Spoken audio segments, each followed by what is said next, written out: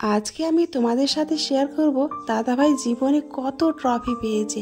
আজকে আমরা চলে এসেছি দাদাভাইয়ের বাড়িতে প্র্যাকটিস করতে, আর এসে দেখছি পুরো ঘর শুধু ট্রফিতে ভর্তি। দেখো,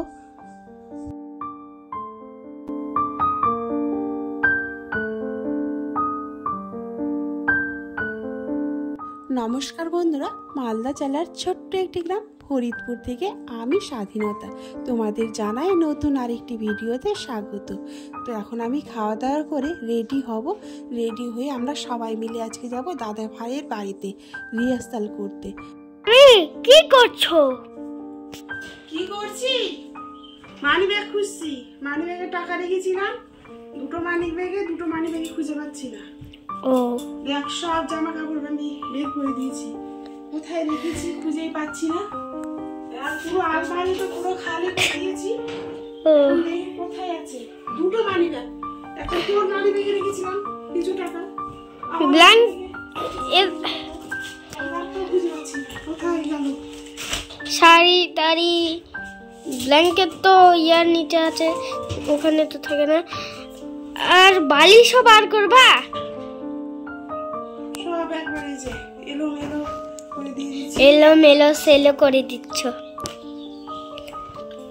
আজকে দাদা ভাইয়ের বাড়িতে যাওয়ার কথা ছিল রিহার্সাল করতে। ভাবছিলাম যে ব্লগে বন্ধুদের দেখাবো দাদা ভাইয়ের বাড়িটা, তো দেখানোই হলো না। আমার মনে হয় যাওয়াই হবে না, খুব টেনশনে আছি কখন যে পাবো। নিচে দেখেছো? নিচে পুরো দেখছি আমি, আবার বের করছি।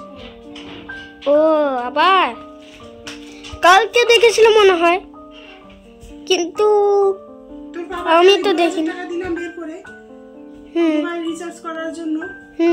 তারপরে যে কোথায় রাখলাম কি জানি। আমাদের মনে হয় আর শান্তিনিকেতনই যাওয়া হবে না। পুরো ক্লান্ত হয়ে গেছি, চোখ মুখ দিয়ে একদম খুব খারাপ অবস্থা। তো শেষে অবশ্য দুটো মানি ব্যাগে পেলাম আর টিকিটও পেয়েছি। খুব ব্যাগের ভিতরে, হ্যাঁ ব্যাগের ভিতরে শেষ পর্যন্ত পেলাম, টিকিটও পেয়েছি আর দুটো মানি ব্যাগও পেয়েছি। যাকে একটু মনে জল আসলো। এখন যাবো দাদা ভাইয়ের বাড়িতে, আর আলমারিটা কোনো রকমে গুছালাম। তো যাওয়া যাক, অনেকটাই লেট হয়ে গেছে।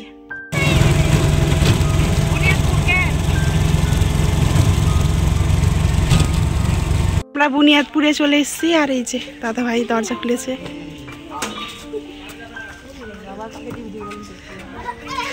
দাদা ভাইয়ের এখানেও নেম প্লেট আছে, কথা মানবী। বাহ,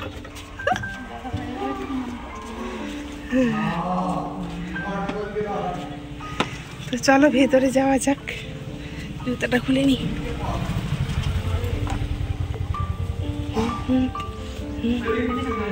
ওরে বাবা, কি সুন্দর।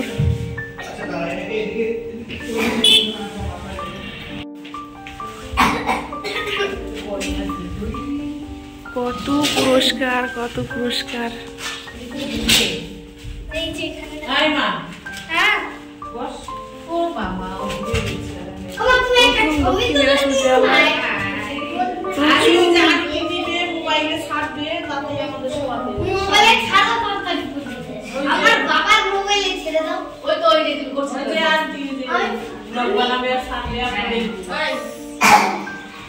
আমরা ঠিক টাইমে চলে এসেছি, কিন্তু 10 মিনিট বাকি। আর দাদা ভাই এখানে নাচ শেখায়, সেই জন্য আয়না আছে, আর এইদিকেও আছে প্রচুর।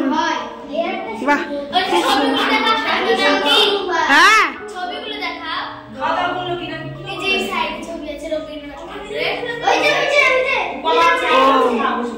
কথা রাতুর ঘর।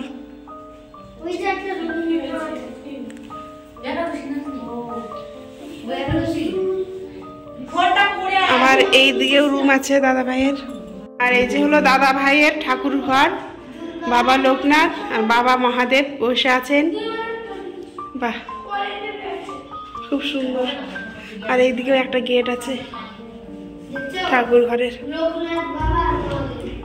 আর সৌভিক আয়না দেখে তো এই যে নাচতে শুরু করে দিয়েছে।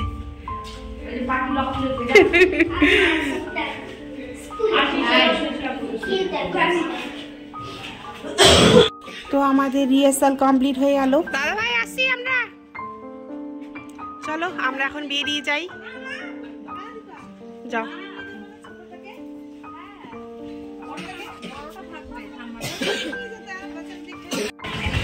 তো আমরা চলে এসেছি কসমো বাজারে, বুনিয়াদপুর কসমো বাজার। সবাই চলো দেখি কি কি আছে।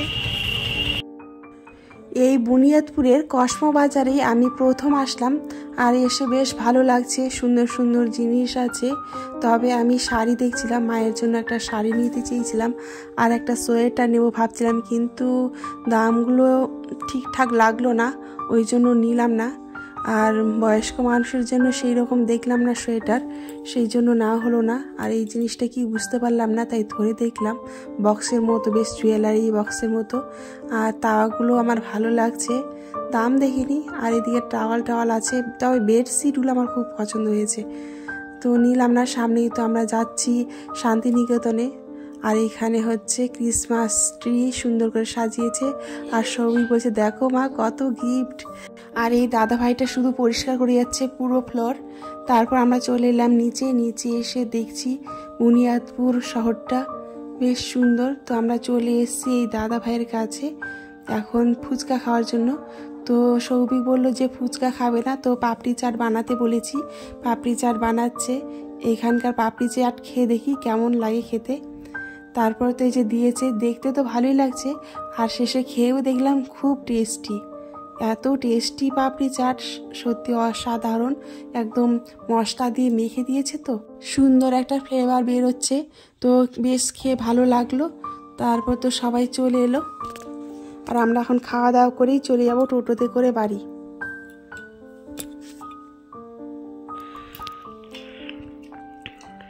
তো আমরা বাড়িতে চলে এসেছি, আর বাড়িতে এসে সৌভিকের খাওয়া দাওয়া শুরু হয়ে গেছে।